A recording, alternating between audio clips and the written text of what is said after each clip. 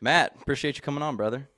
Thank you for having me. I'm excited. Yeah, man, I'm really excited. I actually caught your content from my graphic designer that we do a lot of business with. He sent me this and he's like, check this guy out. He's doing these videos where he like remakes nutritional panels. Well, not nutritional panels, but food labels and makes them hmm healthy, if you will.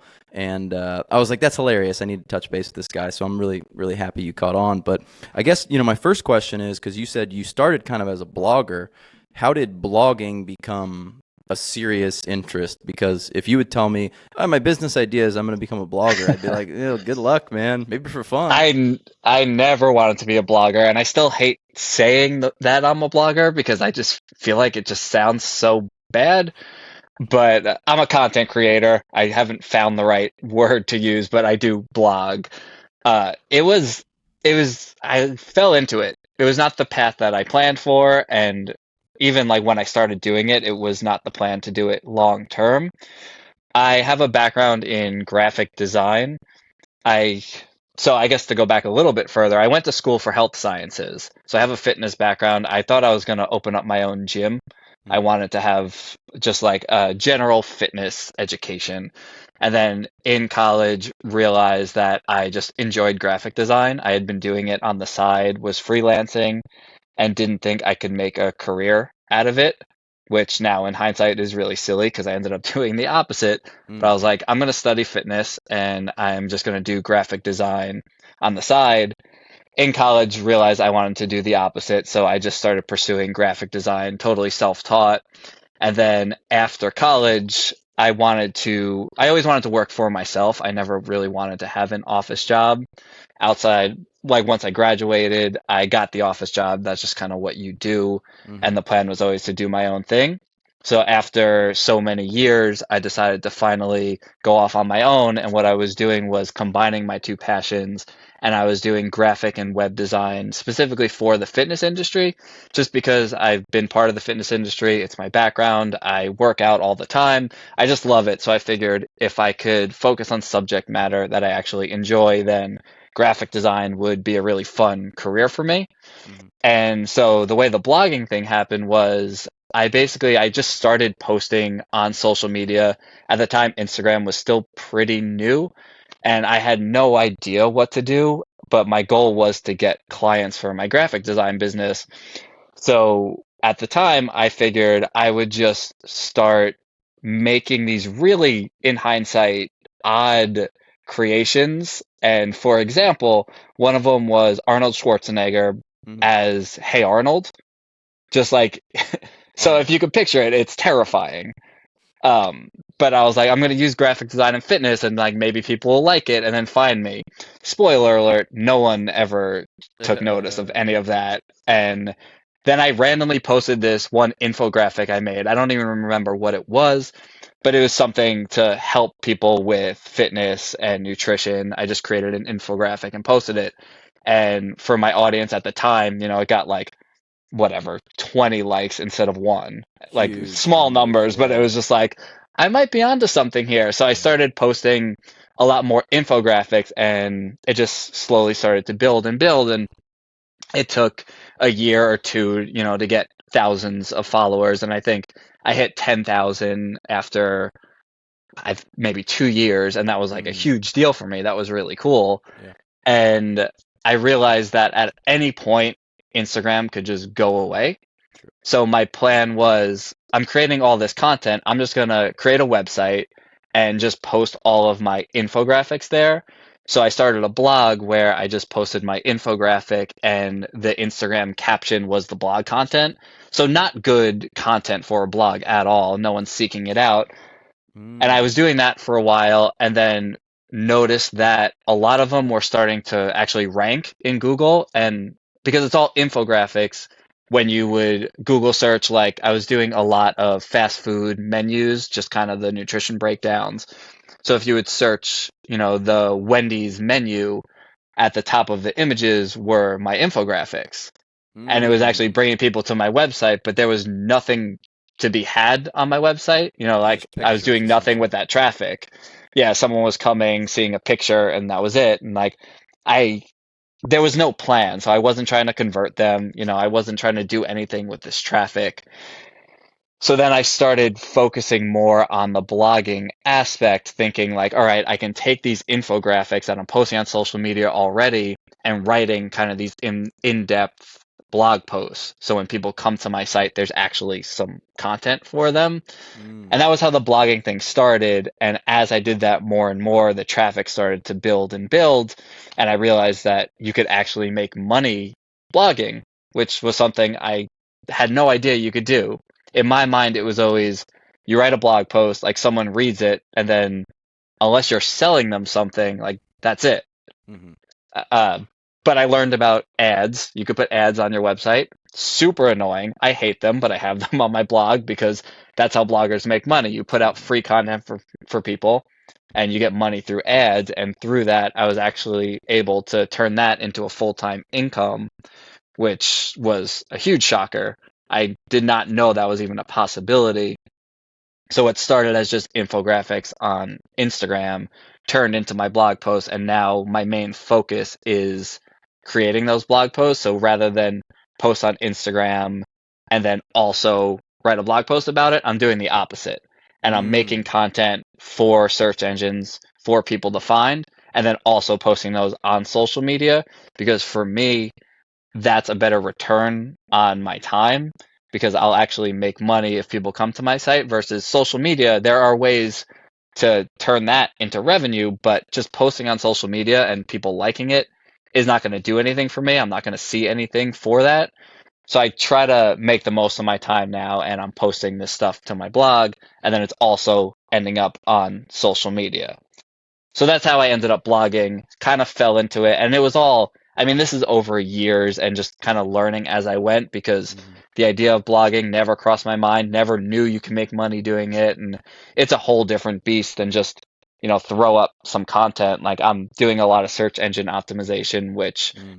is a very in-depth concept that like I've taken courses on now and everything to try to understand it. So there's a lot that goes into it. But now I'm a blogger. Dude, that's a heck of a journey. I love that.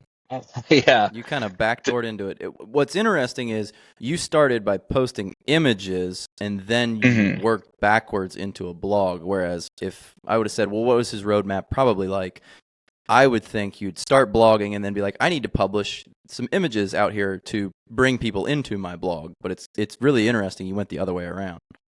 Yeah, it's a really roundabout thing because I did start social media to get people to my website, which started as my design portfolio.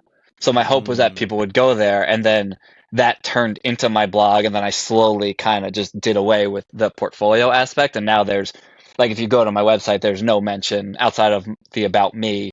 I think it mentions that I used to be a graphic designer, but there's no mention of graphic design on there. It's just a blog now and it was a slow transition, but yeah, it started as posting on social media out of obligation to try to get people to my website to then hire me to then doing the opposite basically. And now the focus is on the website. And then people find me through social media still, which mhm. I know we'll get into, but because you found me through social Yeah. media, so there are great opportunities through social media. But yeah, the focus now is the blog, and then I kind of work in reverse just to make the most of my time and hopefully make money because that's kind of the goal at this point. Yeah, so you stumbled on something that we also stumbled on in our business, and I've gone back to my university and spoken a couple of times, and what I've said is you kind of chase the revenue, and when everybody hears Hmm. that, they go, "Ooh, that's gross," and I'm like, "Well, no, hold on, let me explain. What I really mean is you're gonna be in this business, and you're gonna prod forward, and you're gonna find something that's maybe a little different from what you're currently doing." But it's going to work a little bit and you go, huh, that's interesting. Maybe that thing is something that should pursue. Now, you got to be Yeah. careful because I also run into a lot of entrepreneurs that pursue everything and they can't stay like focused Yes. on one thing. We, Correct. we just did our 2023 and year-end review. And my first thing that I said I learned this year was the fast way is the slow way. It's like, okay, I gotta stay to this certain thing, like not get super Hmm. distracted from these other things. But to your point, you've kind of built it slowly, but you've continued to go, oh, actually, like, hey, I thought I was a graphic designer, but like, maybe I'm a content creator. Oh, okay, well, I am a content creator, but actually I'm a blogger. And I'm not even really a blogger. I'm a search engine optimizer. You kind of Yeah. take the business and you turn it while still focusing on like, hey, this is where my opportunity lies. And so many people just get married to their idea. They're like, no, I'm a graphic designer, that they can't update that model to say, well, that's a part of what I do, but it's not the ultimate end goal of what I'm doing. It's really hard to let go of that. You know, when you have this identity, like I am a graphic designer, I've been doing this for so many years. It was very hard for me to like I did the slow transition when I honestly shouldn't have. Like it was very clear that there was a better path for me, but I was just like holding on to this hope that like I worked so hard to be a graphic designer that like Mm, this is what I am, that like I don't want to lose that. But like I knew, like I was looking at this opportunity here with blogging and content creation that like there is something here, like this is going to be so much better for me career wise. But like I held on to that and I was doing these design projects and like taking on clients still because I still wanted to be a graphic designer, but it was taking away from the thing that would have been significantly better for me. And then eventually I ripped the band-aid off. And it mm, actually took a New Year's resolution for me to be like, this is a hard stop for me. Like I'm not a graphic designer. I changed my website. I actually had mm, to I got rid of clients that I had on retainer, and I basically told them like I gave them warning. That sounds bad, like I just dropped them on Gen 1. I gave them some warning, but like I said, like I'm not doing graphic design anymore. Like I'll help them transition their websites and all this stuff. But yeah, eventually I had to just kind of let go of it, and it is hard because I mean in any field, when you're an entrepreneur, you wear so many different hats, and you do mhm. want to do everything, and a lot of times you are doing everything yourself. So it is very hard when there's this one singular thing that you're good at and that you've focused on for so long to let go of it. But it is super important, especially with anything web-based, which I guess is everything now. But like the landscape of social media and just the internet in general, like it changes so fast that you have to be willing to change with it. Well, I want to talk about like identity because I think that's really interesting that you hit on. Like you sort of identified as like I'm a graphic designer, that's what I do. But how did Yeah. you actually make that decision that hey, I'm not going to do graphic design anymore. I'm going to do this other thing because you said you knew that that's what you needed to do or should be doing. So like Mhm. what was the differentiation between those two opportunities? Because I think so many entrepreneurs they just like don't understand what the big opportunity is versus the small opportunity. Yeah, it was actually sitting down. So I was blogging and doing graphic design at the same time. And basically, my blog makes money through ads. So I have this ad company that takes care of all that stuff. And it's like a revenue share thing. So I don't have to deal with what ads are getting placed on my site. They Right. do all that stuff. And then I just see the money from it. So when I got in with them, it was minimal. It was like barely part-time money.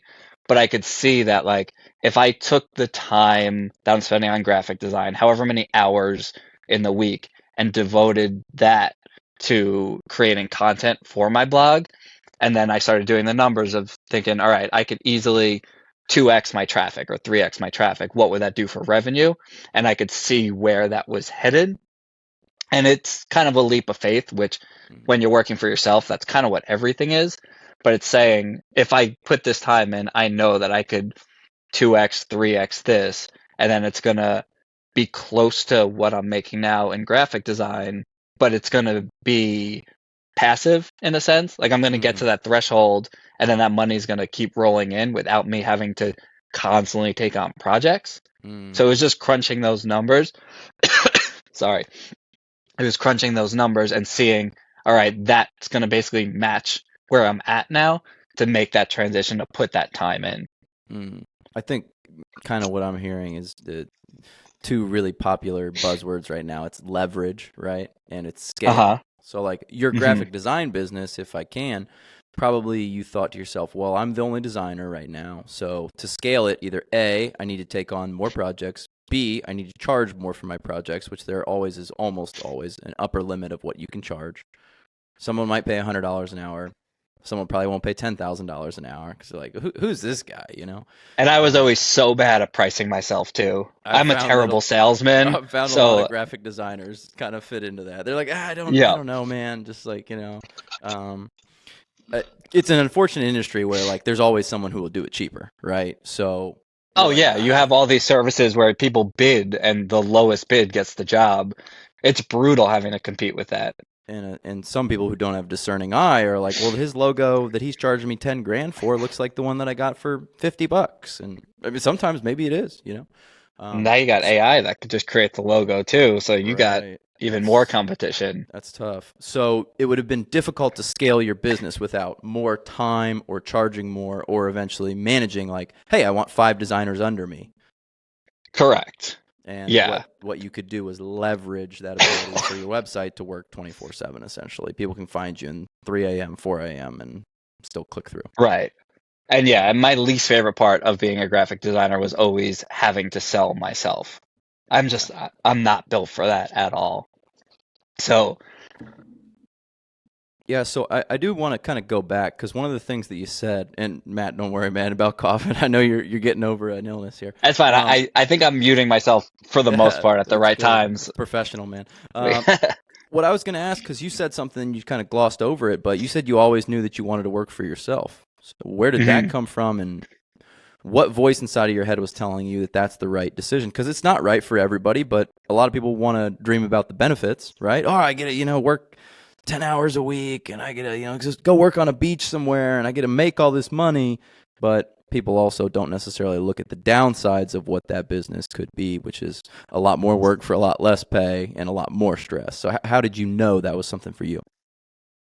Man, I don't know. It's always been in me. Like I've always done these silly little like I think any entrepreneur like they're always doing these little things like my dad is in the food industry and he used to bring home a bunch of different like random snacks. He's involved in distribution Mm, and I would start selling those and it wasn't anything like conscious. It was just always like I always wanted to do these little like side businesses mm, and my dad works for himself, so he is kind of an entrepreneur. So I think it was just kind of like instilled in me.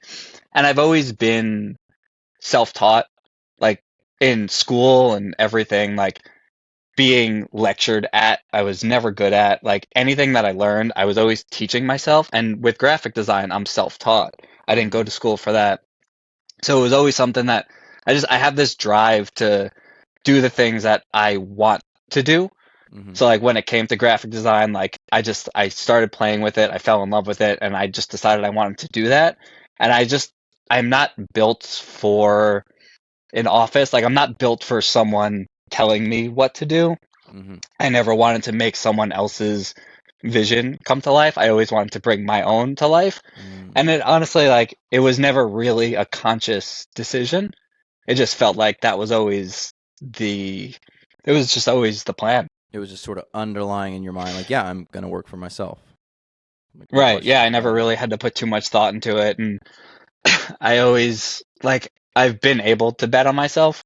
I Mm, haven't had to, like, it hasn't been too scary for me to make that leap, mhm, which I know for a lot of people, that's the scary thing. Like, you have this steady 9 to 5, like, you have this guaranteed paycheck. For me, I've always been able to bet on myself. So I have not really had to worry too much about that. And I think that's the biggest hurdle for a lot of people is the unknown mhm, of when you're working for yourself. Like, I mean, especially with graphic design, I can go from having 0 clients to 10 clients the next month. And now with content creation, dealing with traffic coming to my site, it's unpredictable. I could have a mm, month where I'm making nothing and then a month where I do really, really well. And a lot of people are just not built for that kind of unpredictability. And for whatever reason, I don't know what it is. I've always been able to accept that and just like bet on myself and just trust that in the long term it's going to work out. And in my mind, it's always like if this thing doesn't work out for me at like right now it's blogging, in the past it was graphic design. If this thing doesn't work out for me, there are jobs out there and mhm, I know that I have specific enough skills that I won't necessarily be happy, But if this thing doesn't work out, I can go out there and find a job. And I guess for me, that's kind of been my safety net. Yeah, and this is something I've talked about on this podcast quite a bit is I think most people overestimate how bad the outcome is if they fail at whatever given topic that they're attempting to do. So, for instance, for you, like you're probably not going to be out on the street if your graphic design business doesn't work. You know, you're probably No. not going to be homeless begging. And actually, what I think most people fear about starting a business is not that it'll all come crashing down and they'll lose all their money, they'll lose their house, they'll lose their car, you know, they'll be on the streets. I think what most people fear is their perception of what other people will think about them if whatever business they start does not work. That's what I I think do more not people care disagree with about. that. And there's Yeah, I this think. Go ahead. Well, I was going to say there's this quote from Tim Ferriss where he says, like, the worst thing that can happen is not crashing and failing. The worst thing that can happen is that you live a life of tolerable boredom. And I love that because, you know, I said it on the last podcast, like, I was with an MMA fighter, and I said, there's this idea that so many people want to live life on 6 because they're afraid if they go for a 10, they're going to stumble on some zeros.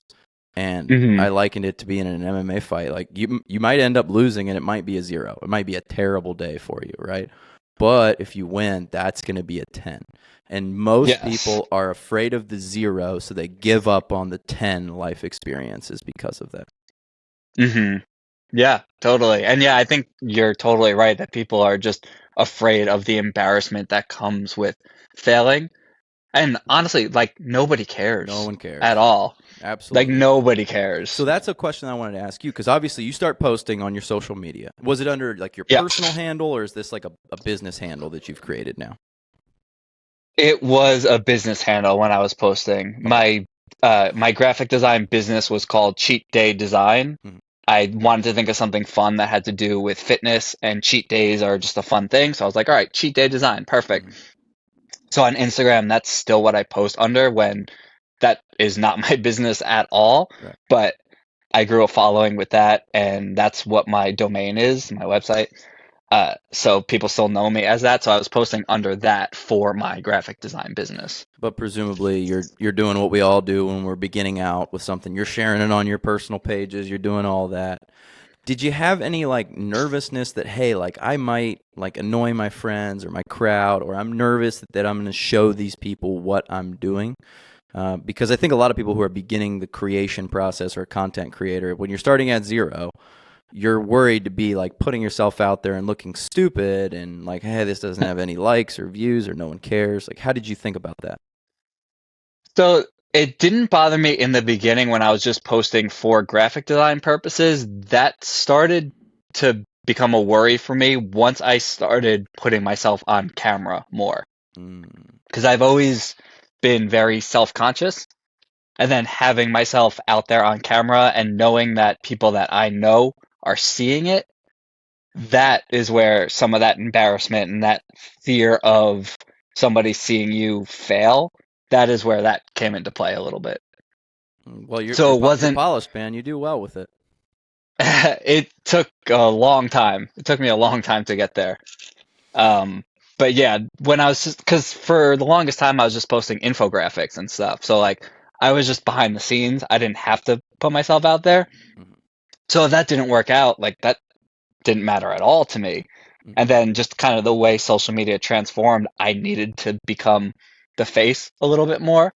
And then having to be on camera, that that's a different ball game entirely. And I am not trained for that at all. I mean, I was doing graphic design. I lived behind my screen, talking on camera, being the center of attention, even doing this. Like that used to just be terrifying for me. So that was a transition, a big transition for me. Well, so you talk about making that transition. You said it was almost something you had to do because of the way social media had changed. What do you Hmm. mean by that? And what was it like once you did start getting behind the camera and becoming the face of the brand? Well, so TikTok didn't used to be a thing, and Instagram was just photos. And like I found my niche doing just infographics, so Mm. I didn't need to be on camera at all. And like Instagram stories weren't even a thing that came later on too. So like social media now, like even like if you're a brand, like it's a lot more personal, and it used to just be a lot more transactional, I feel like. So you kind of like with the evolution of TikTok and just the way things have gone towards video now, it's kind of just like forced that where people want to connect. And I think for brands too, like people just they want to feel that personal connection Authenticity. and authenticity, exactly. And creating content, focusing on my blog, it's like I want people to not to desire my content, but I want people to trust me Mm. and I want people to be able to connect with me. So it just kind of felt like the natural progression of needing to get yourself on camera so people can start putting the face to the content. Hmm. Well, yeah, you were kind of a one-man brand, if you will, at that time. Hmm. You're not Yeah. like, Arby's, and it's like, well, I don't need like a spokesperson for this. You kind of the content you were putting out was your own, and it was a bit synonymous with you and your lifestyle. Correct. And I always kind of just assumed that like nobody cared at all. Like if I'm posting this informational content, like no one gives a shit about who I am. Turns out the opposite was true, and people do care, and people want to see me and know about my life. Like people ask about my personal life in my DMs all the time, which like I know is normal for a lot of content creators to share a lot about their life. I don't. I like to keep my personal life pretty personal. Hmm. If you ask me questions, obviously here I'll answer them. But like they like people in my DMs are always like, "Where's your wife? Like, where's your kid?" And it's like I don't like I want to connect with you guys, but I also like I don't want like I'm not a celebrity, so like I don't want that level. Kind of a balancing act of like I'm not an influencer. I do not want to be an influencer. I technically fit the definition of one, but like I never wanted to be that in terms of like my whole life being Hmm. out there. But there is that level of needing to connect with people. Just I kind of I walk that line. I try to keep it a little bit balanced and just kind of keep it surface level.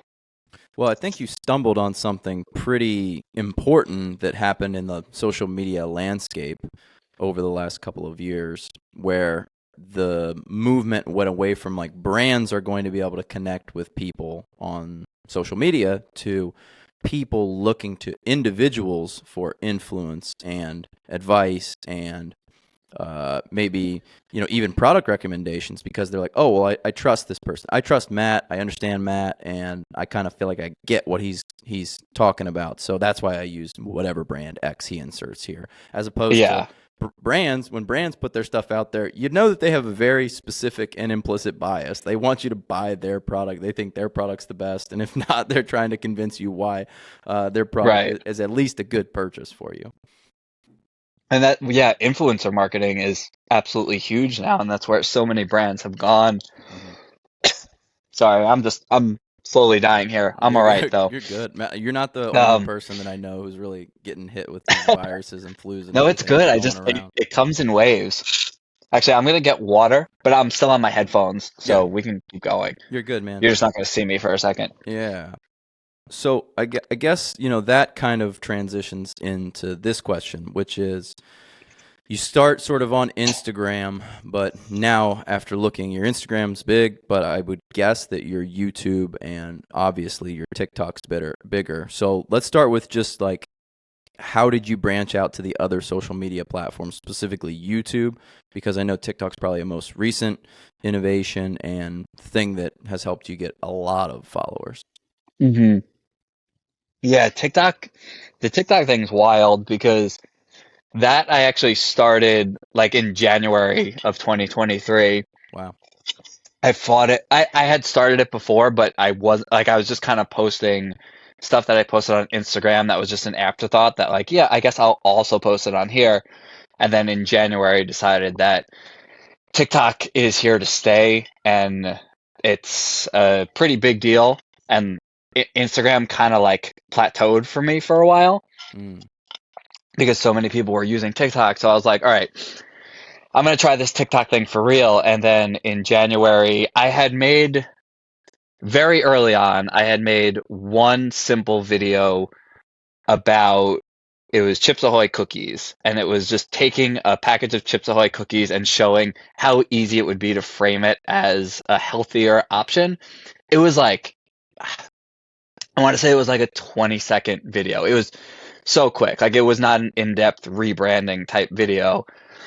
It was just a very simple, like, you could say this, that, and the other thing, and whatever.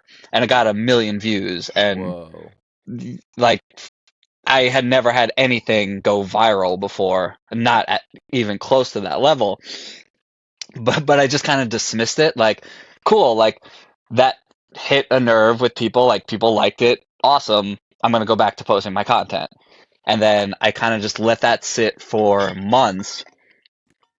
I think that was like, shoot, I don't even know. That was like October probably of 2022. So like I didn't do anything with it. I let that sit for months. So then come January, decided like I'm gonna post a TikTok and I'm gonna try doing this rebranding thing again and just see if I have something there. Hmm. And I posted another one and it got 1 million views again. Whoa. I was like, this is like, is this a coincidence or like, is this a thing? Like, do I have something You here? cracked the code, right? But the funny thing is, I'm posting the same stuff on Instagram because I'm creating this content. So I'm like, I might as well like post it in two places. Hmm. And just like crickets, like a couple thousand views on Hmm. Instagram. And like, I don't know what my Instagram audience was at the time, but like north of 100,000 followers. So like to get a few thousand was just like, what, like, why is nobody seeing this? Or like, why does nobody care?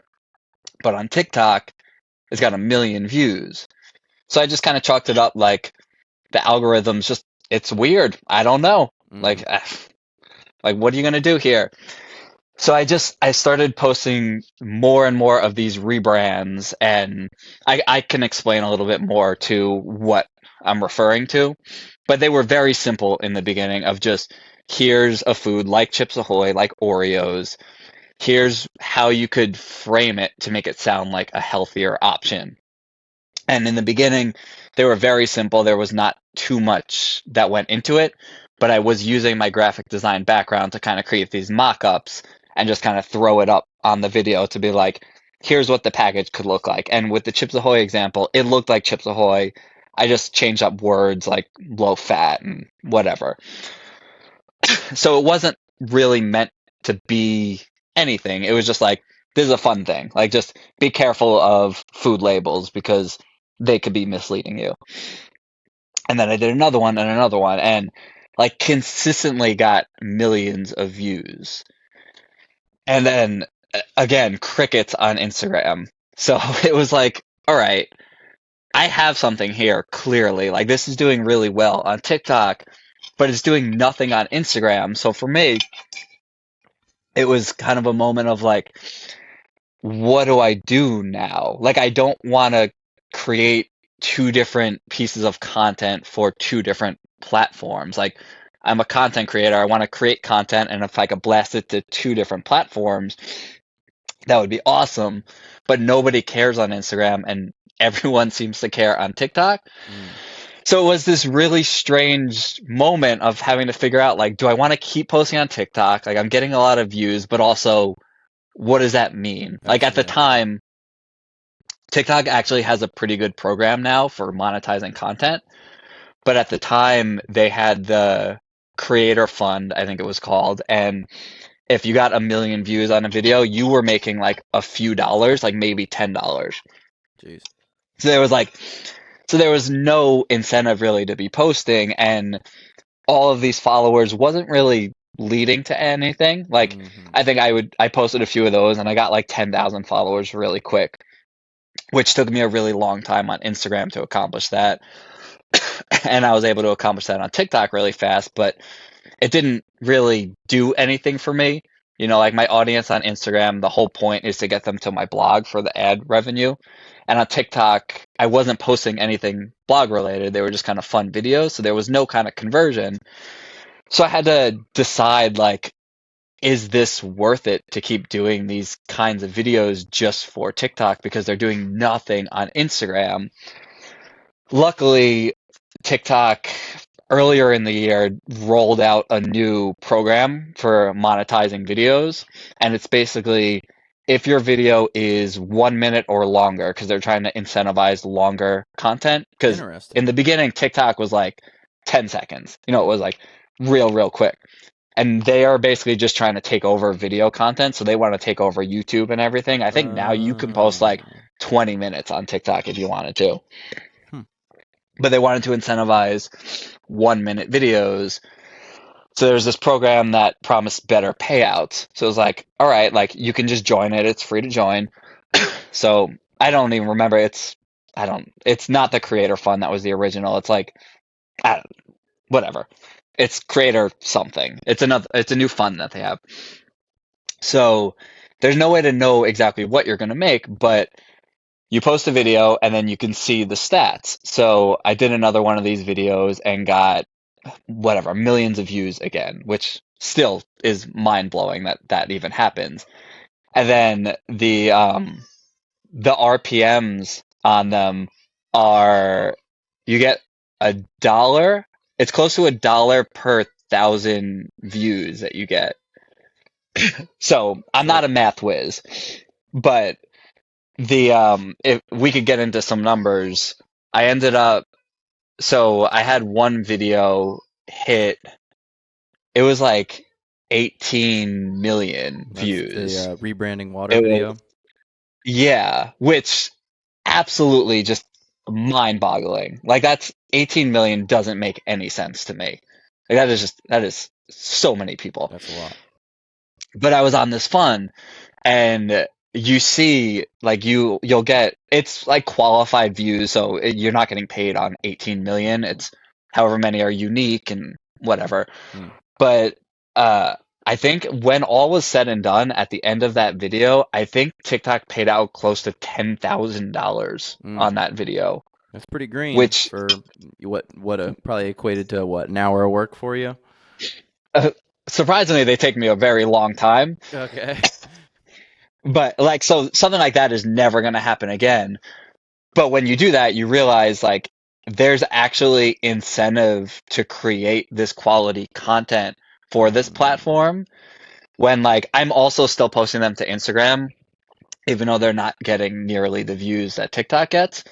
So there's this incentive for me then to create this content for TikTok, even though it's so unpredictable. Like I'll get 18 million views and then 1,800 views, and Mm. that's just like that's the algorithm. It's just that's the game you play and that's the gamble you take. But Mm. one payout from a huge hit like that, makes however many videos worth it time wise.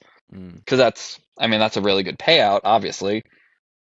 But it made it so that I could create this content just for TikTok and make it be worth it because it created a revenue stream that I didn't even know was possible. Mm. Because before that, there would not have been an incentive for me to keep posting those videos to TikTok because it would get me some followers and some views, but like going viral just for the sake of going viral was doing nothing. Mm-hmm. And now there's a potential for it to actually pay out, which I haven't done anything close since that video. Like my videos are not regularly hitting a million anymore. I think the internet figured me out, and there was just like old news. But uh, yeah, the potential to have something go viral and to get paid for it made it so that I can post that content to TikTok and then not worry about it too much. So I do kind of create content for platforms separately, and then Mm. YouTube is a different thing entirely, Yeah. which I guess as a content creator is not ideal that I am creating totally different content for different platforms.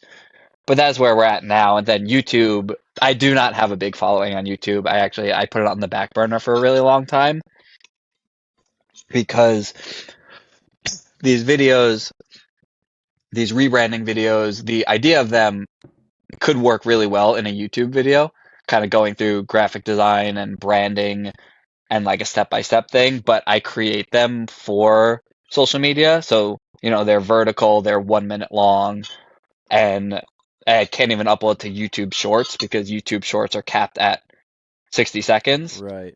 and most of my videos are 90 seconds. So I can't even use those on YouTube. So I have a totally different audience for YouTube. For that TikTok program, do they have to be over 1 minute for you to get involved in that payment situation? Yeah, the video has to be 61 seconds. And then YouTube is the exact opposite, where it has to be under 60 seconds. Yep. That's funny. Which I don't know. I'm surprised YouTube hasn't changed that to get more of the TikTok content onto their platform. Right.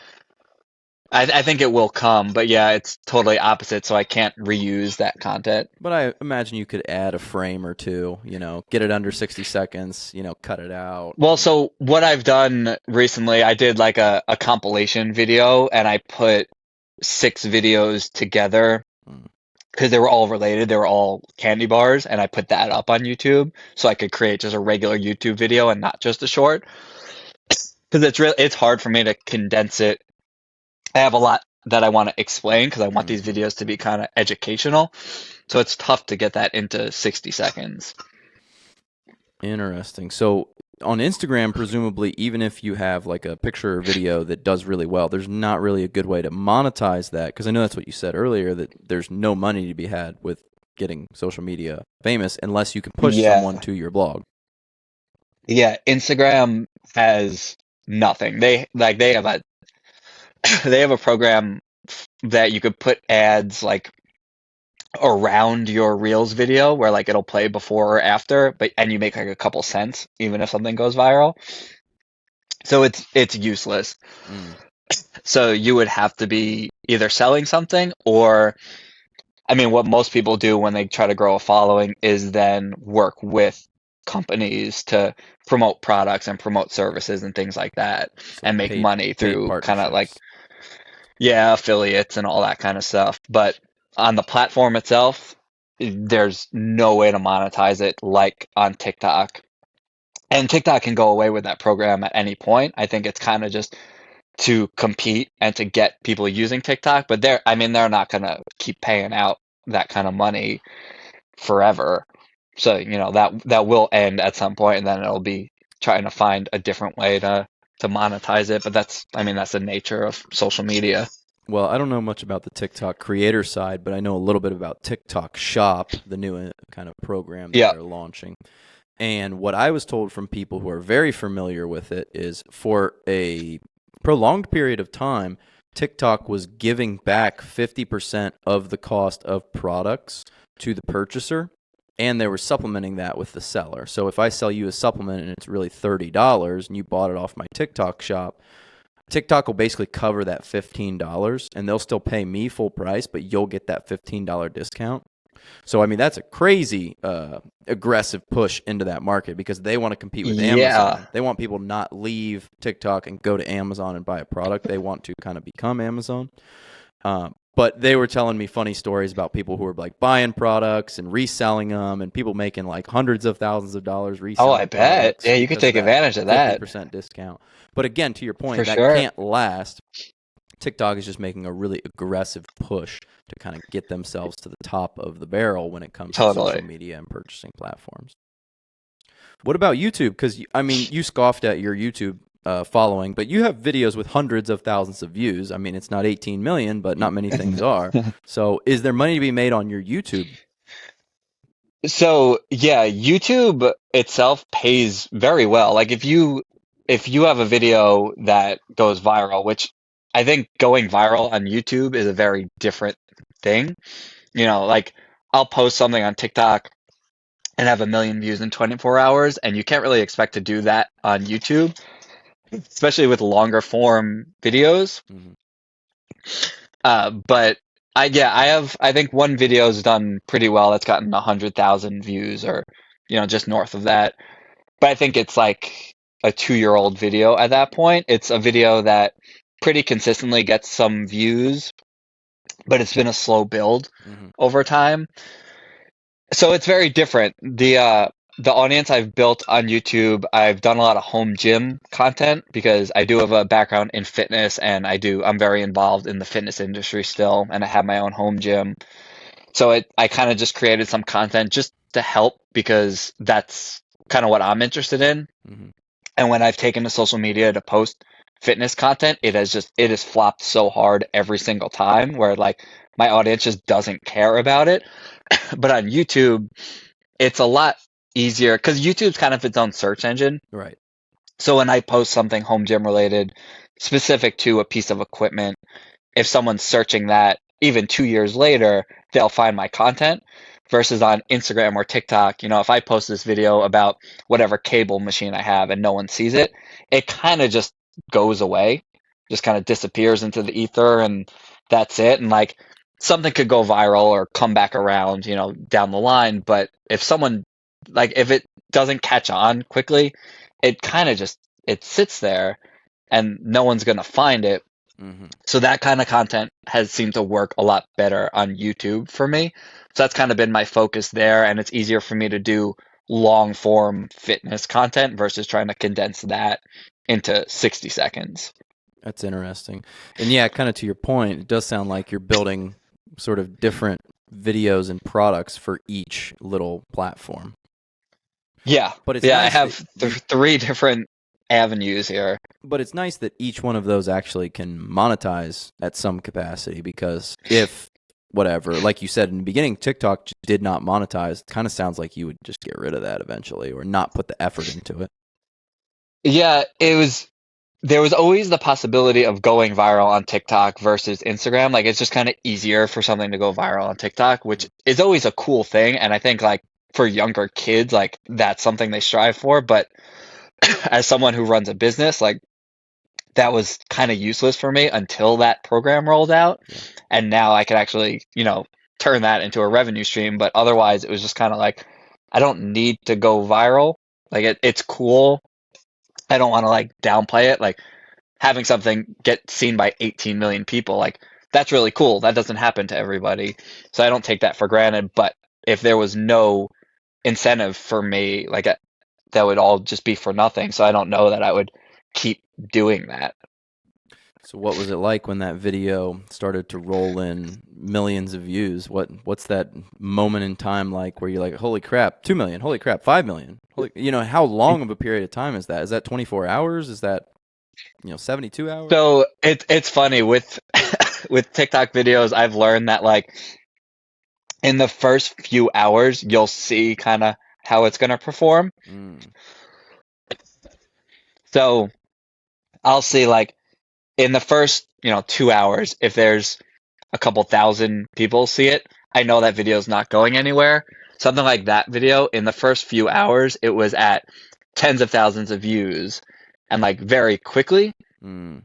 And I don't know how the algorithm works, but the algorithm likes something that it just pushed it out because it's obviously those are not all my followers. Right. It pushed it out very quickly, and then I was watching it kind of go, and it hit a million, within hours, which has never happened. It's usually like within the 48 hours, I'd say. I'll usually post something a little later in the day, and then just I don't really check on it. I don't want to just be glued to watching numbers, and then the next day kind of check in on where it's at.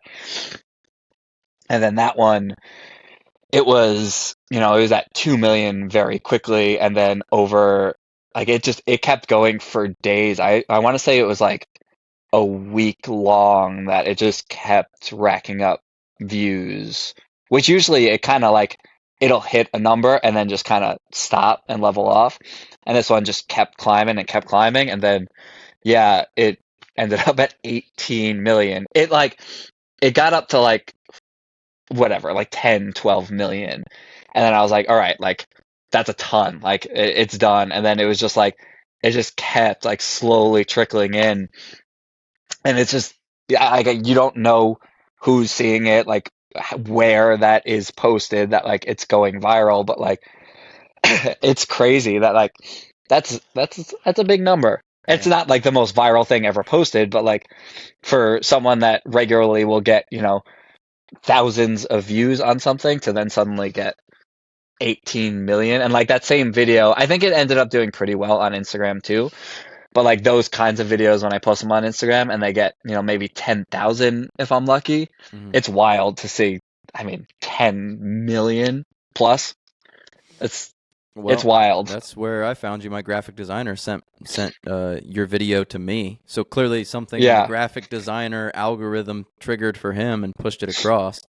And it's probably funny if you take a step back and you go, wow, 18 million people have seen this. That makes me like one of the most famous people that have ever existed in human history. Because if you think like 100 years ago, you would only ever interact with like maybe 5,000 people in your whole life. 300 years ago, you might interact with like, 500 people in your whole life. So it's just interesting if you think about things in the grand scale of things and the world that we live in. But like you said, And there's yet, if 18 million people saw me walking down the street, right. not one would recognize me. Well, they'd be like, I think I saw that guy He do a kind of video looks one time. familiar, Yeah. but everyone Um, tells me I look like some kind of streamer or something. I don't know the guy's name, but everyone's like, "Did anyone ever tell you look like this guy?" And I'm like, "Not until I joined TikTok, and there you now go. everyone does." I guess that goes to But show where those people hang out on the internet. right, I They watch guess. viral videos. So, Right. one question I have for you is, how do you Yeah. avoid just falling in love with that idea of like, okay, gotta make a viral video now? Because there's this kind of concept I've heard recently where you can be cynical if you think about it, or you can think of it in a positive way. But okay, you just put this video out, it's got 18 million views. Now that is the bar for excitement, right? So if you post a Right. video that's got like 2 million views, you're just like, eh. Whereas when you had 3,000 views on your first video, you're like, holy crap, if I could ever post a video with 2 million views, like life would be good for me. And that's kind of how I feel with this podcast. If we could ever, gosh, 18 million listens, that would be amazing. But, hopefully we do it someday. Big numbers. And then we go, all right, well, like now this is the bar. This is our highest high jump ever. Like now we want to go above that. We want to go higher. Right. So how do you not fall into the trap of going, well, that's what success looks like for me.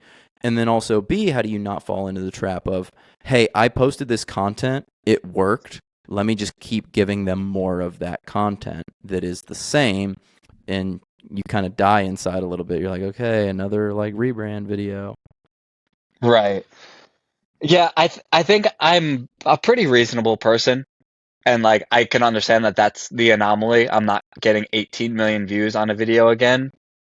If I do that, I mean that would be really cool, but like I think I know that that's not reasonable to expect that. But I did fall into that a little bit where after that, like I don't think the one I posted after it, I don't remember what exactly it was, but I don't think it even hit a million. So like at the time, like after hitting 18 million, it was like, yeah, I'll post and get a million. And then like I hit the Oh, slump and like I had been regularly like it was just the algorithm. I can't explain it, but every video was getting over a million views. So I kind of just like got used to it. Like that was the bar. So once you hit 18 million, it's just kind of like yeah, I'm gonna hit a million again. Like this is mm-hmm. easy, and it didn't. And then the next one didn't, and then the next one didn't, and it was like, well, shit. Like now what? And I was very bummed about it because these videos, like I do a lot of research into them. I do a lot of the graphic design, and then I edit the video and put it all together. So, they take me hours.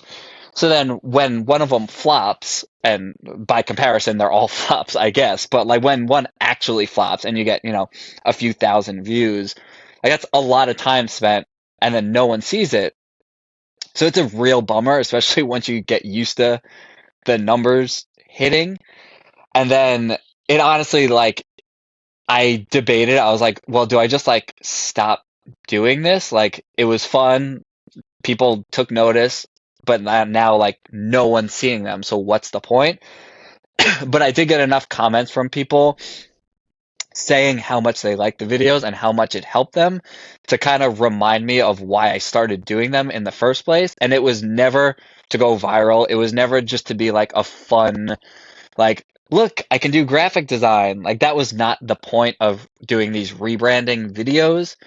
When, like, yes, I'm doing branding, so it is a graphic design thing, but it was always coming from a place of wanting to help people understand food labels. And the whole concept, I don't even know if I explained it well, was I'm taking these everyday foods that people would automatically assume are unhealthy. So I've done, Reese's cups and Coca-Cola, Pepsi, all the candy you could think of, Cheetos, Doritos, you name it, anything you might consider junk. And I'm taking things that are true of these products and changing up the label to highlight the true aspects of them that make them sound healthier, to be like, look, like, the health food options that you are choosing might not be all that different from the food you're avoiding. So just eat what you want. Like, don't base your decisions off of what the label says. Like, if you care, flip it over, look at the nutrition facts and the ingredients, pick a food that has these elements that you care about, but don't look at a package and blindly choose it because it sounds healthy, because we can make anything sound healthy. So that's the content that I'm creating.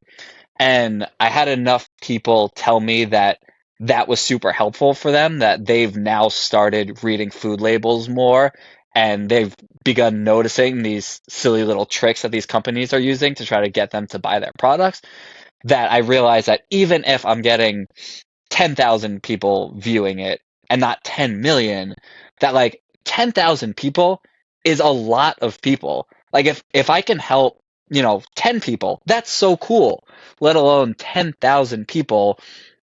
So when I, like, step back and realize that I only wanted to create content to help people, and then TikTok threw money at me to incentivize me to create more viral content. So I kind of was just like, ooh, like, this is fun. Like, I can go viral and make money. But the whole point of being a content creator was always that I wanted to help people. So being reminded of that really helped. And yeah, it sucks when you're in a slump and when people don't see your content, because aside from just, like, going viral, like, if you're spending hours on content, you hope people are going to see it, or else it does kind of feel like a wasted effort a lot of times. But if I can help people, and that's always been the goal, that it still makes it worthwhile. And you just kind of have to remember that there are going to be these peaks and valleys. The algorithm's unpredictable. It might shut you out completely for a while, and then all of a sudden you can go viral. There's no way to predict it. It's just going to happen. It depends on the type of content creator you are. If you're trying to go viral, then yeah, that's going to be a bummer. But if you're creating content to actually help people, you have the opportunity to do that even if you're not hitting these huge numbers. So I am trying to keep my sights on that, and it is very helpful. It is a bummer not getting huge views. I'm not expecting 18 million by any means, but it it's really cool. I read the comments sparingly, because a lot of times it's just a cesspool of just the worst parts of the internet. But at least very early on after posting a video, it's at least your followers. So it's enough people saying those kinds of things, like how helpful my content has been. And it's very nice to see. So that is able to keep me going. Yeah, and that's like us here with this podcast. The goal is to help people, help potential business owners, help current business owners, people just looking to understand the world a little bit better. That's why we want to keep on doing it. So that does keep us going. Yeah. And I think that's an important business lesson. And I said this in the last episode that we did. If you're going to start a business where you can't rationalize or justify or come to some sort of a statement about how you're helping people, eventually you're going to go, I don't know why I'm doing this thing. Because eventually, if you get super successful, like whatever, selling cigarettes or, vape pods, you're eventually going to go, well, like this worked, but maybe this wasn't actually what I wanted. Like, I'm successful now, but it's not really fulfilling something deep down inside for me. It's just hard to do that for 15 years and be like, yes, life well spent. I really crushed it, selling cigarettes. You're like, that's hard. Maybe some people can, but I don't think I could. Right. I definitely think some people can. I think there's a different breed of people out there. But yeah, the whole reason I create content was always to help people. So I'm not very money motivated. Like, money is always motivating, but that's not the main reason why I do what I do, or else I would be kind of working up the corporate ladder and trying to make the big bucks. But that's never really been my goal. It's always just like I want to help people first, and then like just trust that the money's gonna follow. And that was a big part of switching from graphic design to content creation, was that like graphic design, I could help people's businesses. Hmm. I could create logos for them and websites for them, but when I was creating content specifically around health and nutrition, it was actually a way for me to help people directly. And for me, like that felt very important, and like having some kind of purpose and like a really meaningful purpose made me really want to pursue it more than simply I can make money doing this. Now, obviously, like I need to support my family, like I need to chase money in some respect. Hmm. I can't just do this for free, but uh, the ability to help people has always been a very motivating factor for me, at least in doing the content creation. It's a big part of it, and I think it separates content creators a lot between like those that create content for people and those that are creating content just for the fame of it and trying to go viral. Hmm. You could tell, obviously, when you see the content, but yeah, being able to help people, I think, is huge. So if you were starting everything over, knowing now what you know, what recommendation would you have to someone who's out there trying to build their content business? Because it sounds like you got a TikTok that works and is making some money. You got a blog that works, is making some money, and Instagram that's at least driving people to the profitable blog. And then Yeah. also the YouTube, which sounds like it has some good evergreen content that kind of continually rolls things in. How would you think about doing it again, or what advice would you give to someone who was attempting to do something similar? Oh, the biggest advice is do not chase the algorithm. Like, don't try to figure out the algorithm because you're never going to figure it out and it's going to Mm. change on a whim. I've learned this with social media and with Google because I rely on traffic to my website. They can roll out a change overnight and completely kill your traffic in the sense of social media. The algorithm could decide that your content is no longer relevant or useful and stop showing it to people. Like, you're at the mercy of these algorithms. Don't try to figure it out. Don't try to play the algorithm game. If you're making content, A, that you're passionate about and that you want to make, and B, that will help people, Mm. you're set. You're not always going to go viral. And it's not like, sure, there are some people that they're going to build an audience quickly and it's going to just seem like dumb luck, and other people are going to struggle for years. And that's just kind of the nature of social media.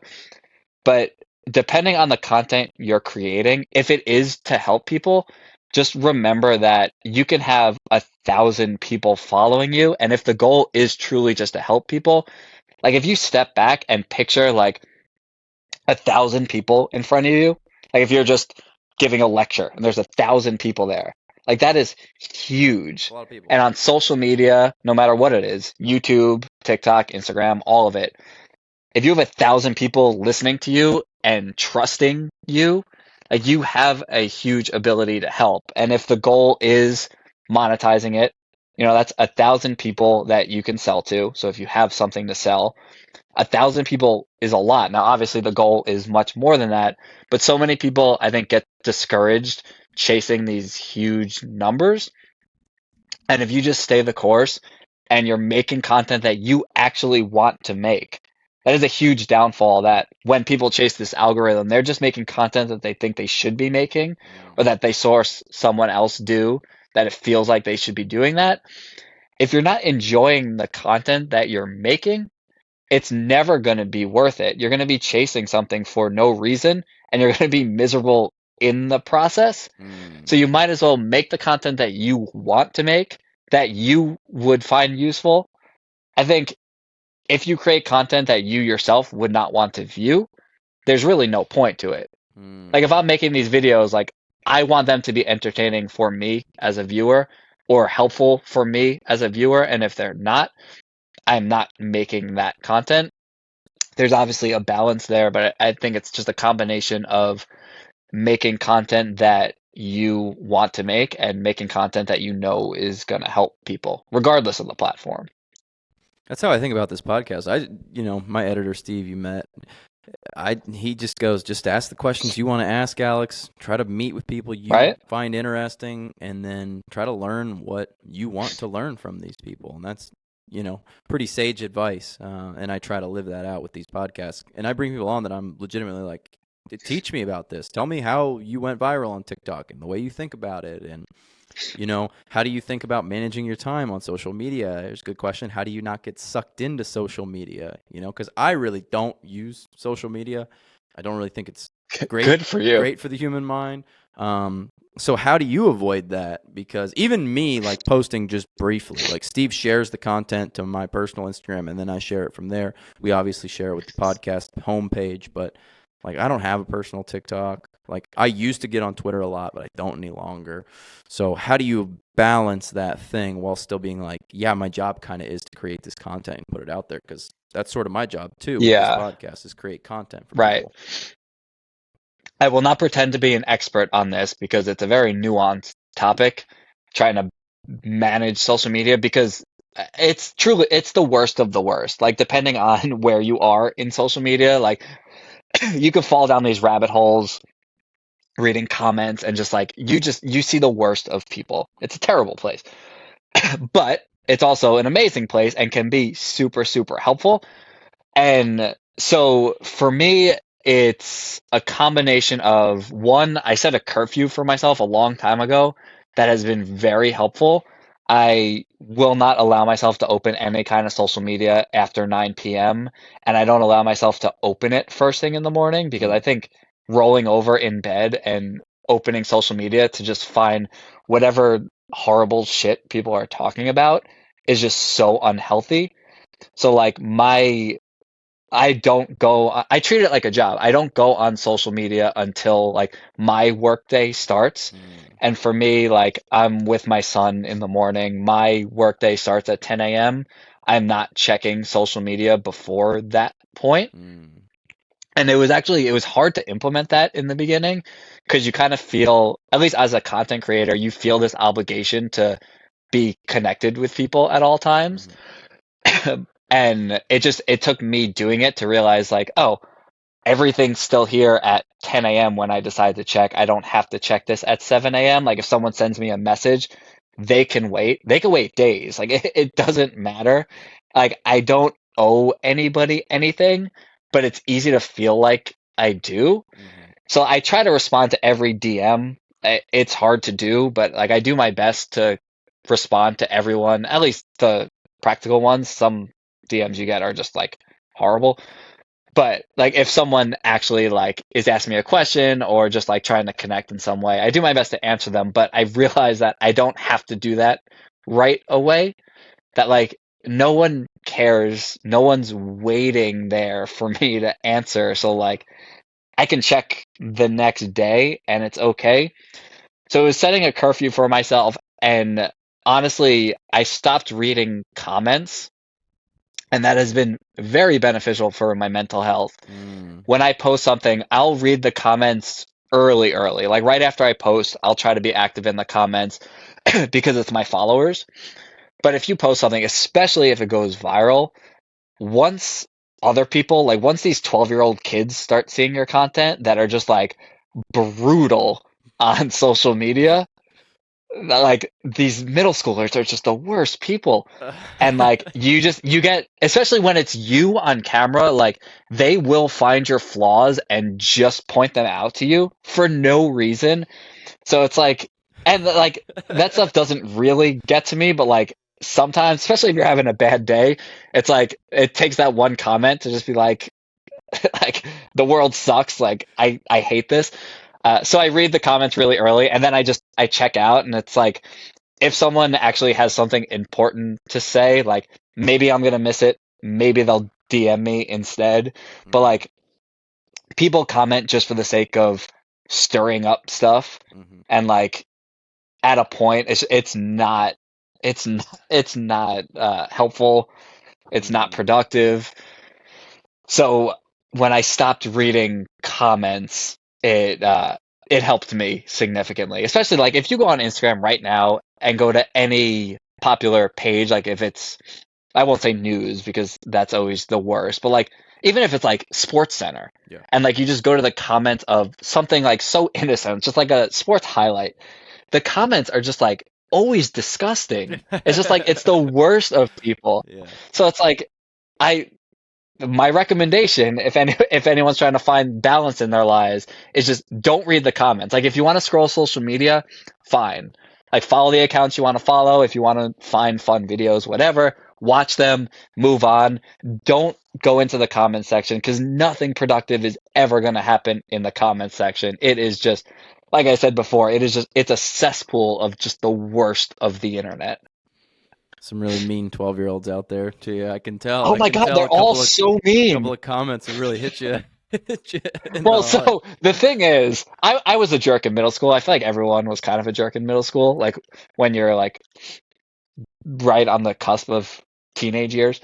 But every like nasty comment you get, I have no idea if it's a 12-year-old.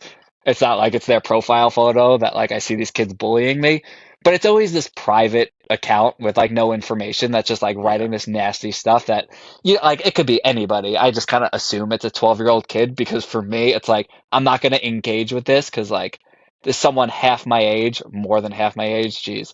That like I'm not gonna fight with a 12-year-old kid on the internet. It's like I always pretend that it is this 12-year-old kid because like then I'm like, all right, like they're being mean for the sake of being mean. But like, could you imagine if I passed a 12-year-old on the street and he just like said something to me and I just like started fighting with Yeah, him? right, right. It's like I would not do that. Like I'm not gonna stoop to that level. People have fun trolling, and I will say this: like I have a friend who he has told me he has like a troll Twitter account, and he's like, oh, I just like take so much like People fun love that. doing it, and yeah, I think Yeah. that's how he is. He loves it, but I have noticed in his personal life that sometimes he will be like far too aggressive in his communication, and I'm like, whoa, like that was not necessary. And I kind of wonder to myself if that sort of is like bleeding over into his real life, especially like when he will like text or message or email. It sometimes is just far too aggressive and he doesn't even notice it. And I'm like, is that because he does this like trolling thing? And it's sort of like just his Right. way of communicating. So, a word of caution out there, even if you find it to be fun trolling, which also, to be honest with you, is probably just absolutely terrible for your mental health that you enjoy arguing like for fun with people who you can never win an argument with. There might be some downwind effects to that. So, talk. Yeah, Go ahead, Matt. agreed. I was going to ask you, No, how do you think about health and fitness then? Because obviously your content is about health and fitness. Maybe hit me with some of mhm. your core ideas and tenets associated with the things that a lot of people are getting wrong, and then maybe like how you approach health and fitness. You look like a really fit guy. I've seen your videos. You're strong. You're fit. You're lean. Thank you. How do you translate that into real life application? Yeah, so I have a background in health sciences. That is what my degree was in. It was in health behavioral science, which really means nothing. It was essentially it was just health sciences and there was a concentration in fitness management because I wanted to open up my own gym. And then I got to orientation for college and they were like, "Yeah, so we don't have that concentration anymore. It's just going to be general health sciences." And it was like, "Cool, thank you for telling me that at orientation. That is awesome." So the goal was to open up my own gym. That obviously never happened. You know my whole background at this point. And when I started creating content, it was a, a little bit of my background coming into play, but more of just being in the fitness world for so long and just seeing all of the nonsense that like I mean, everyone has seen it over the years.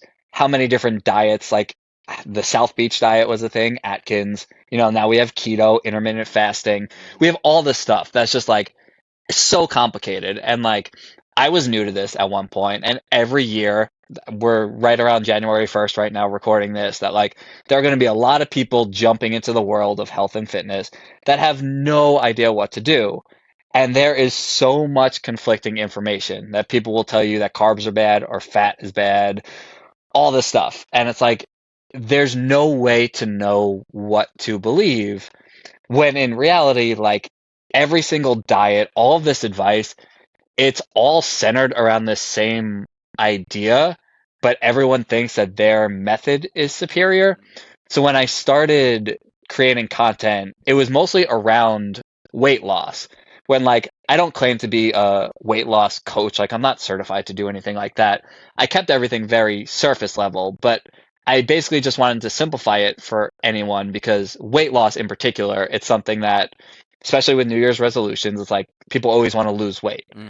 And it's always one of those things that it's so hard for them to know where to start and they try all these different diets and bounce around when weight loss, like it's simple, like it's the law of thermodynamics. It's science that it's calories. Hmm.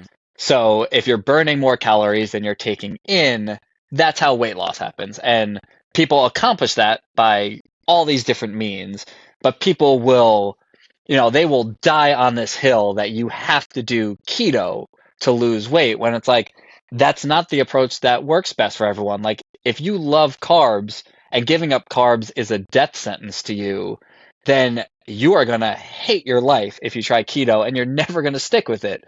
So my whole reason for creating content was just to simplify all of that. And I think everything I do now kind of branches off that. Even with my rebranding videos, it's kind of a branch of that of like understanding how to eat healthy is very confusing. There's so much conflicting information. Like, how do I know that I want something that, you have all these buzzwords, like there's no trans fat, no cholesterol. Like, how do I know? So with these rebranding videos, I'm just trying to point out, like, it doesn't matter. Like, just Mm. choose the stuff that you want to choose. Look at the bigger picture. All of these little things that we're worrying about don't matter. And that was always the purpose of my content. And that was where my health and fitness background kind of came into play. When it comes to my content, it's not so much fitness focused because I was a personal trainer in a past life for like a week and then I gave up on it.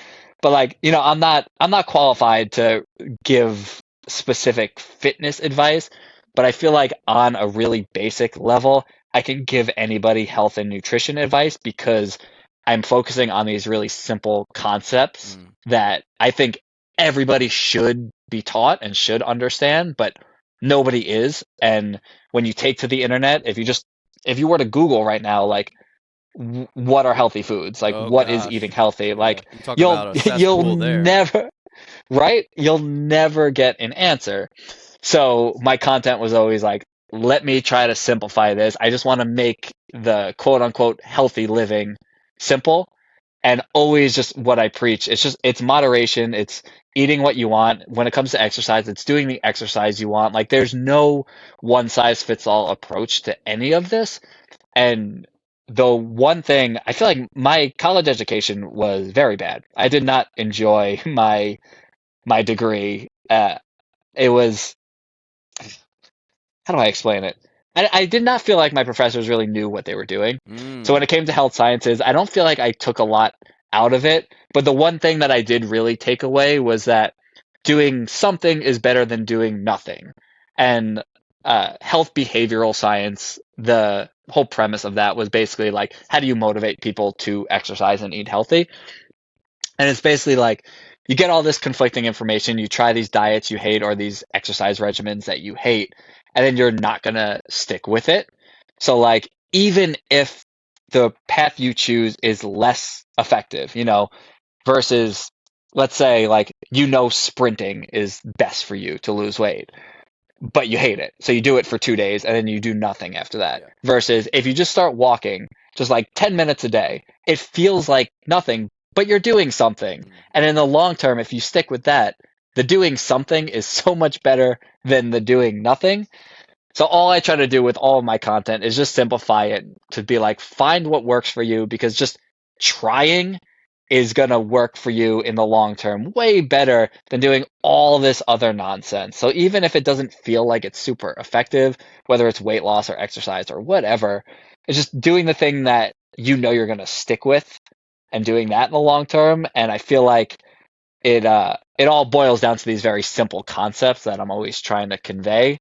And it obviously like with the rebranding, like it's also partly just like kind of fun Hmm. content, but I'm always trying to help people in that respect of just trying to simplify all of the nonsense that's out there. Yeah, and maybe you've heard this because you brought up the law of thermodynamics when it comes to how to lose weight, right? Or how to lose fat. Because people don't want to lose weight, they want to lose fat, right?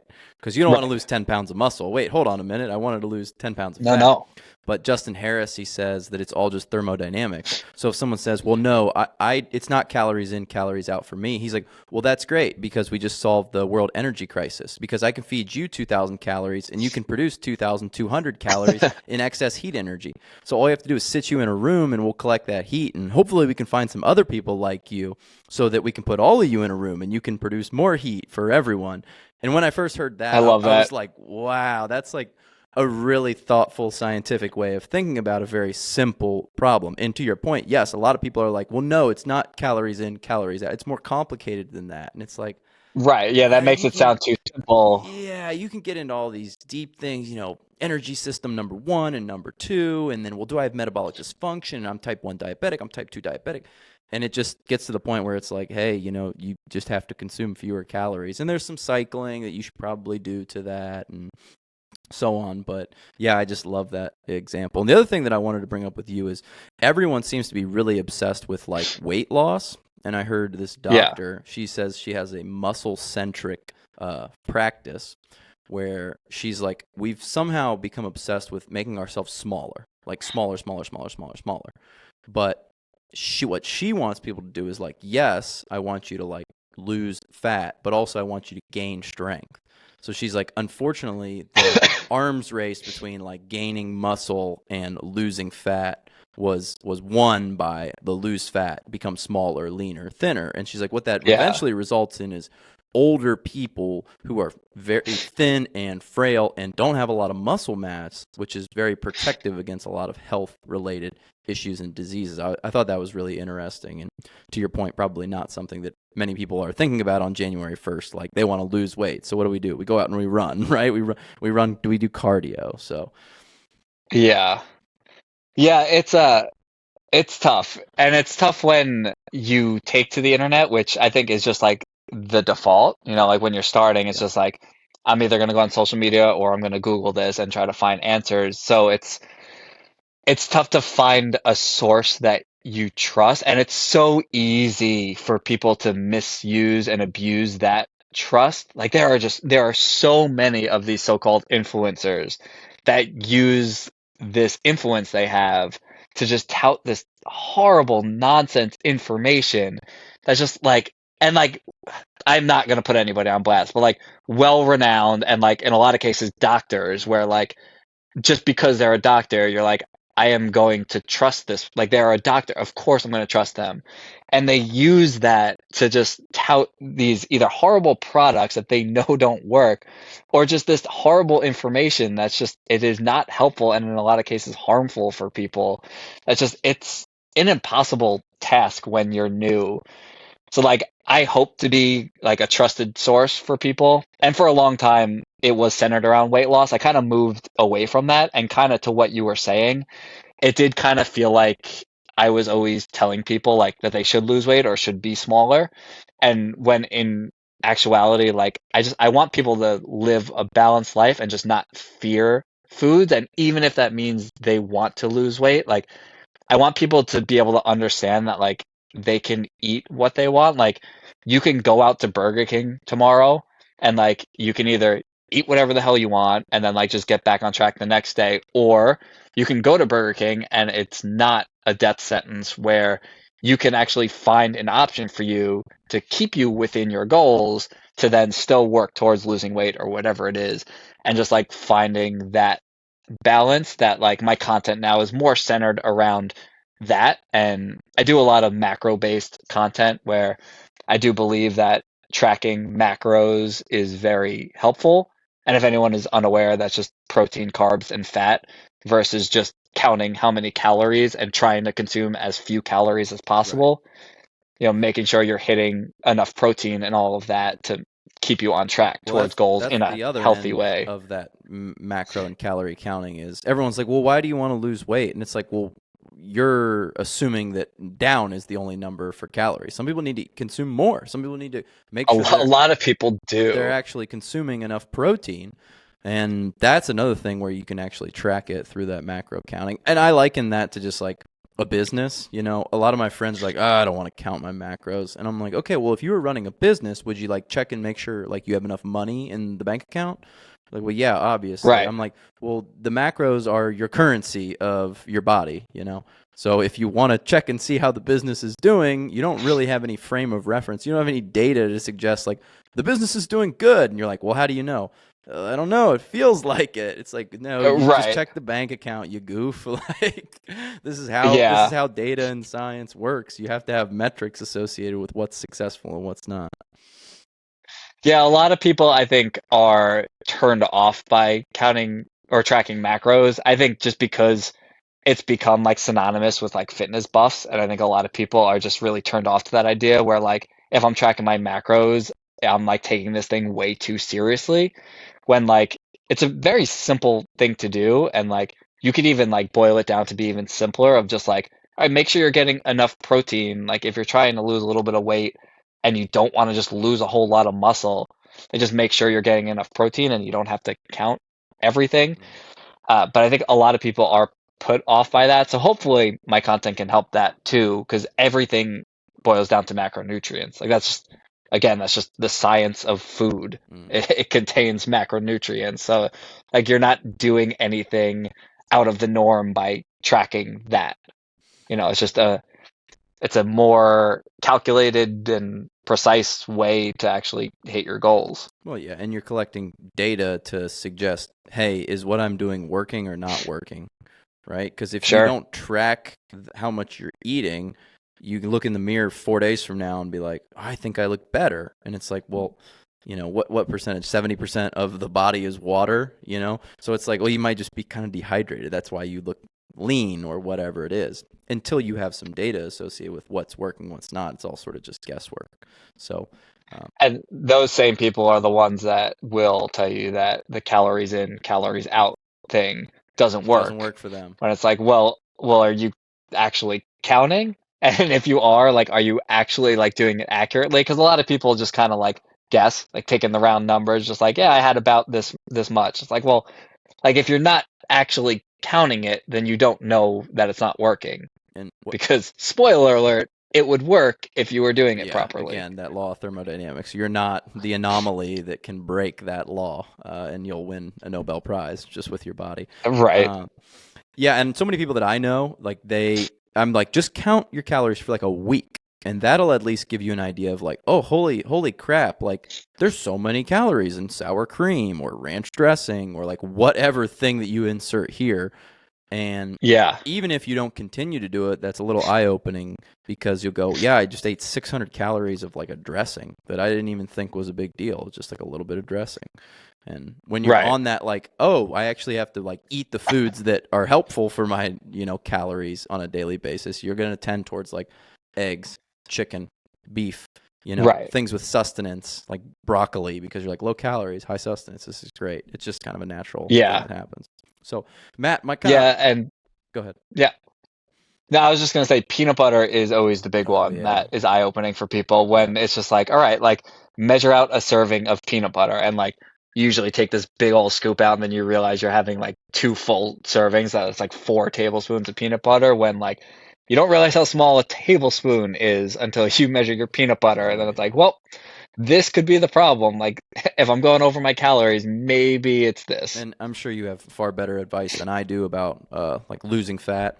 But the first thing I tell people is just like take the foods that you're already eating. Like let's say you're eating peanut butter, and just find a food that you can sub it in for that is similar to it in taste but has fewer calories. So regular peanut butter, sub in powdered peanut butter. Whatever you buy Right. ranch dressing, buy the like light ranch dressing. You buy pasta sauce. Well, this bottle actually has 500 calories per bottle. This one over here has 250 calories per bottle. I eat pasta noodles. Now I'm going to sub in low calorie noodles and or like zucchini noodles. It's so Yeah. simple. You don't even have to change what you're eating. You're just changing the actual Right. physical product. So it's like, I like to eat spaghetti and noodles on Tuesday.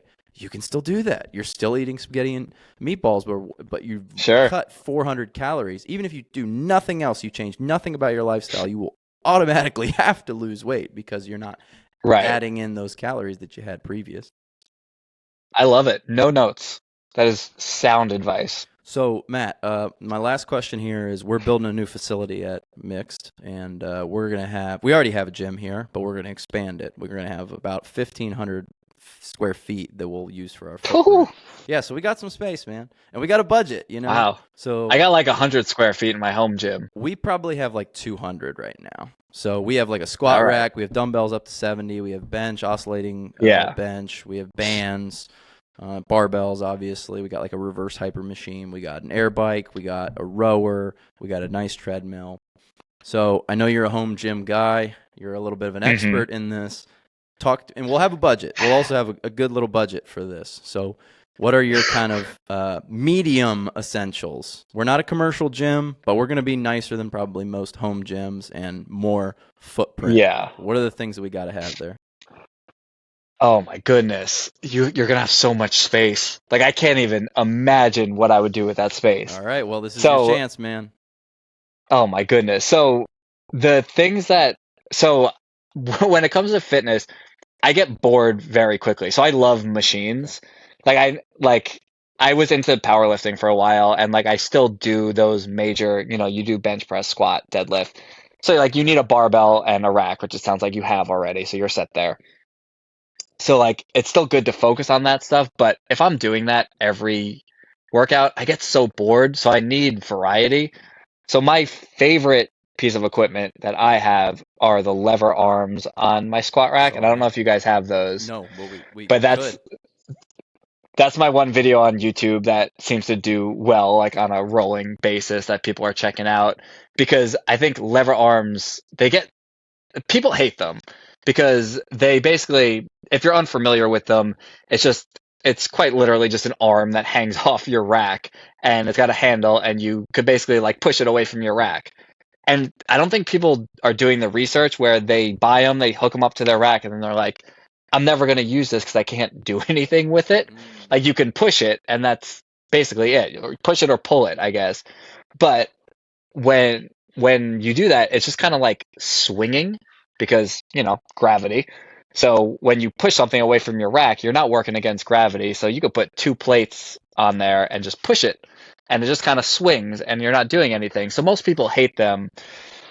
So the video I made was to showcase just how versatile they are, and you could do pretty much any machine in the gym with lever arms. And I recently got these adapters for the lever arms that adds a trolley system to them. So they slide up and down the rack, and you can truly, truly, truly do any machine type workout with these arms. So that is like the one purchase that I recommend to everybody. There you are. Oh, are you pulling it up? Oh, yeah. Hey, that's me. Yep. So that was so you're looking at right now my original video of lever arms. I actually just like last week posted a new one because I just upgraded and I bought these lever arms with adapters. So it's got a trolley system now where they stay on your rack. You can slide them up and down the rack and you can adjust the starting position There you of go. them. This one. So you could turn your lever arm into a bench press. And it takes seconds because it slides and you just adjust a I pin and you have a gotcha. new starting Yep, position. because you can move this pin. For So anybody who's just that listening, is, this is like it's yeah. almost like a cable attachment where you can slide the actual base of hmm it up and down, and then it has an arm, just like a lever that extends outwards. That he's doing kind of bench press with it on the lever. He can do incline, he can do shoulder press, all that stuff. That's good, man. That would definitely be a good one for a home gym. So yeah, that being said, it's great when space is limited because like I said, I get bored and I want to do machines, so I could just do a ton of different stuff on that in a small space. Now in your case, you have some room to play with. Yeah. So I recommend those. I think they're so much fun. I love using those.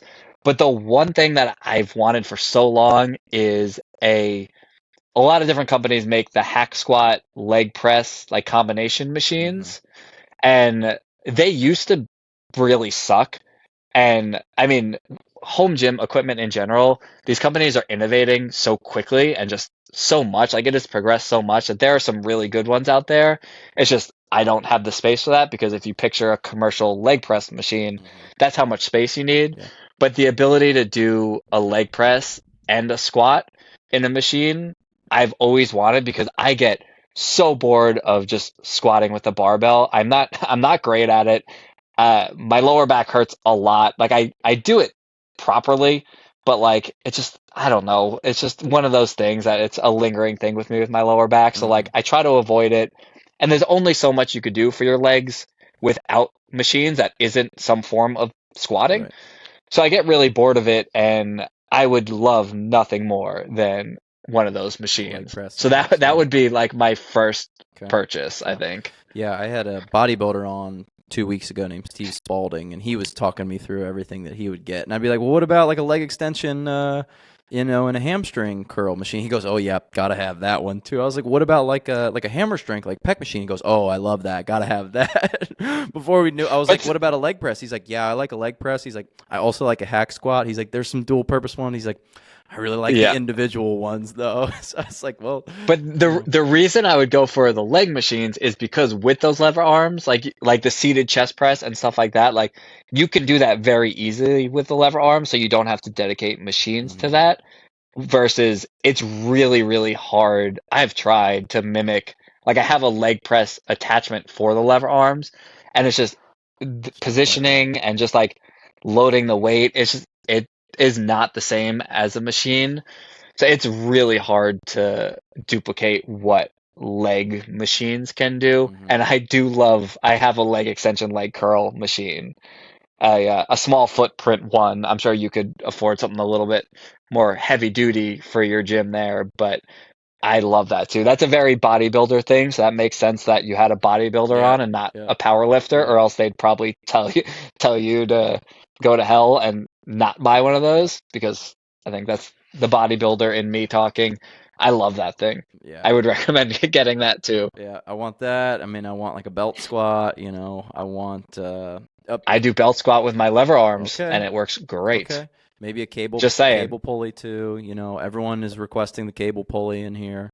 So, there's a lot of things that we need. Yeah, cable pulleys for sure. I have my rack with the lever arms. I have two cable towers and my leg extension, leg curl machine. That's my home gym. Well, we'll have to have you out once it's all finished up, man. About 12 months from now, hopefully. Perfect. So, Matt, man, I really appreciate you spending time with us. Tell everybody where they can find you. We'll link all your stuff down below, but what's the best place to connect? Yeah, my blog, it's cheatdaydesign.com and everything is linked on there, but you can find me on Instagram, Cheat Day Design, and then on TikTok if you want to have some fun. Most of my content there is just those fun rebranding videos. You could see that the rebrand with the 18 million views we were talking about was a rebranding of water. I don't know that I mentioned that. It was to make water sound Unhealthy, unhealthy. yeah. Yeah, which is an interesting thing to tackle that I guess people enjoyed. So if you want to see that, that's on TikTok. TikTok's actually got a pretty good search feature, so if you searched Mhm. water rebrand, it would probably just come up. But otherwise, my handle there is just my name. It's just Matt Rosenman. But like I said, my website, you could find everything from there. All right, Matt. Thank you so much, man. I really appreciate you. Thank you. This was a lot of fun. Yes. I Yes, appreciate sir, it. man.